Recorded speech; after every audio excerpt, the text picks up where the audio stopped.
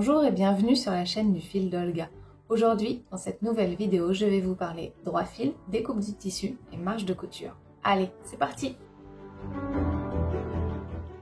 Pour bien placer son patron sur son tissu, il est important de savoir situer le droit fil. C'est important pour la tenue de votre projet. Si vous avez la lisière sur votre coupon, votre droit fil est parallèle à la lisière. Mais si vous n'avez pas de la lisière, il vous faudra trouver le sens dans lequel votre tissu a le moins d'élasticité. Il s'agira alors du sens du droit fil. Sur vos pièces de patron, vous avez une petite flèche qui vous indique le sens du droit fil. Il faut la positionner parallèlement au droit fil.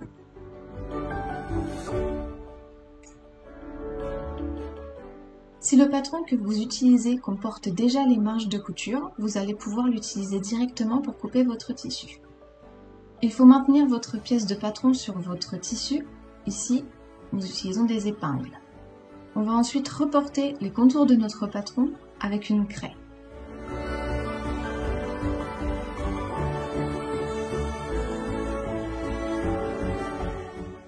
Et pour finir, on va pouvoir enlever le patron et découper les contours tracés à la craie avec le ciseau. Je vous rappelle que les ciseaux qui servent à découper le tissu ne doivent servir que à découper le tissu.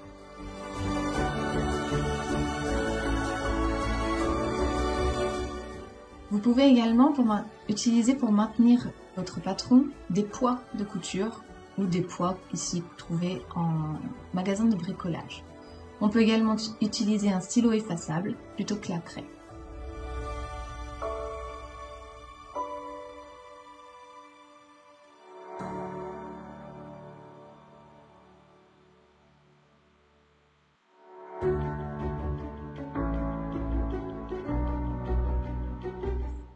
Pour certains patrons d'accessoires, vous pourrez ne pas imprimer le patron, mais utiliser les dimensions qui seront fournies.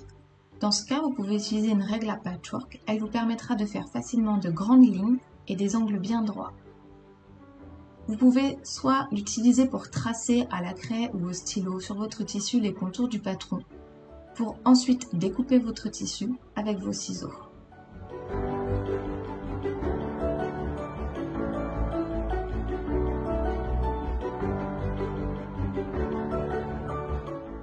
Si les formes de votre patron ne sont pas trop complexes, vous pouvez utiliser le cutter rotatif et découper directement en utilisant les graduations de la règle.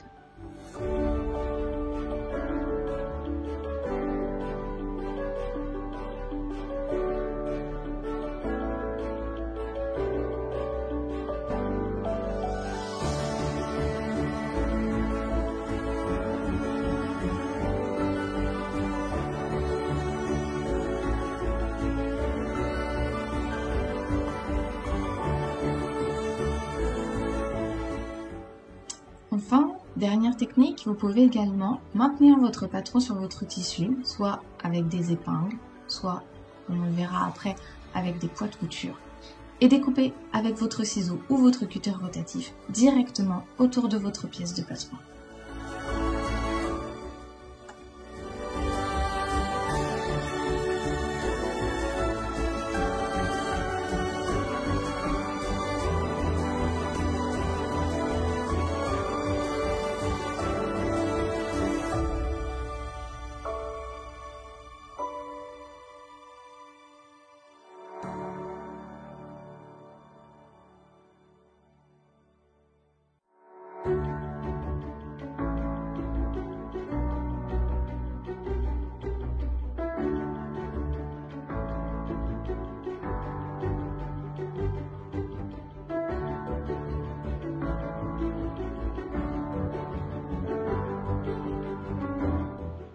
Quelle que soit la technique utilisée pour découper votre patron, n'oubliez pas de marquer les repères et le milieu des pièces coupées au pli, soit en faisant une petite marque avec un stylo effaçable ou une craie, comme ici,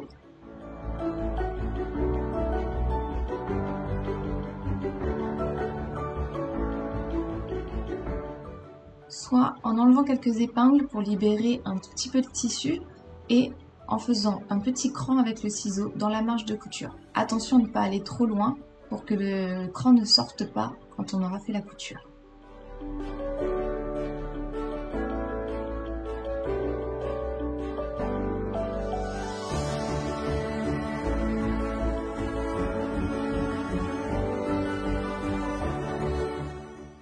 Si votre patron ne contient pas les marges de couture, il est nécessaire de les ajouter. Vous pouvez ajouter vos marges de couture directement sur votre patron après l'avoir décalqué. Attention à respecter les recommandations du patron, notamment sur les ourlets et les lignes de pli.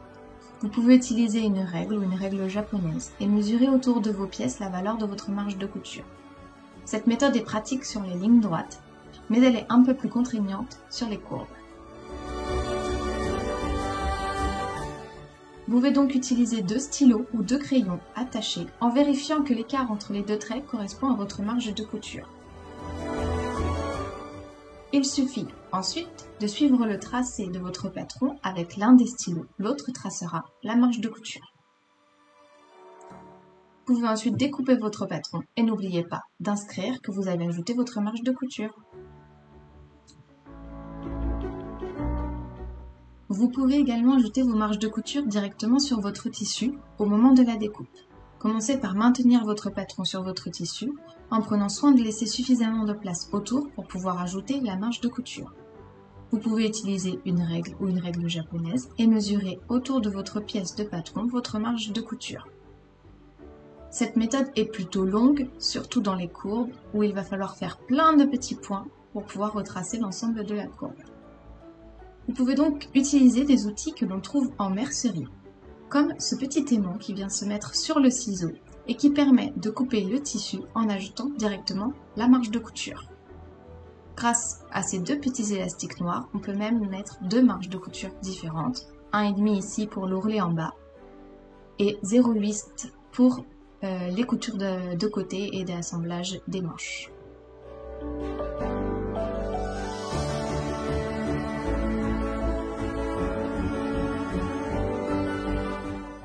Maintenant que votre tissu est découpé, vous êtes prêt pour passer à la couture. Je vous retrouve dans la prochaine vidéo pour suivre le tutoriel pas à pas du patron que vous avez choisi. Merci d'avoir regardé cette vidéo et à bientôt!